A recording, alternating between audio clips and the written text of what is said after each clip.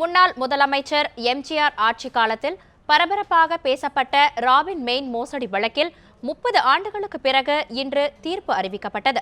இதில் முக்கிய குற்றவாளியான ராபின் மெயினுக்கு 7 ஆண்டு சிறை தண்டனையும் 1,08 லட்சம் ரூபாய் அபராதமும் விதிக்கப்பட்டுள்ளது.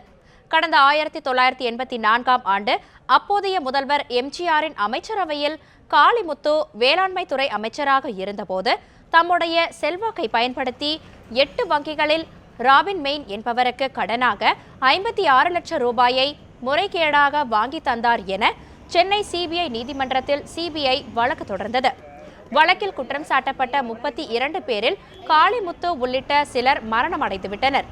மேலும் சிலர் மாயமானதாக குறிப்பிடப்பட்டுள்ளது. இந்நிலையில் 30 ஆண்டுகளுக்கு பிறகு இந்த வழக்கில் இன்று தீர்ப்பளிக்கப்பட்டது. இதில் குற்றம் சாட்டப்பட்ட 16 பேரில் 11 பேரை விடுவித்து சிபிஐ நீதிமன்ற நீதிபதி வெங்கடசாமி உத்தரவிட்டார்.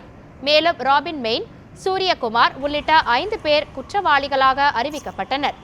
இதில் ராபின் மெயினுக்கு 7 ஆண்டு சிறை தண்டனையும் அபராதமாக 1,08 லட்சம் ரூபாய் அபராதமும் விதித்து நீதிபதி உத்தரவிட்டார்.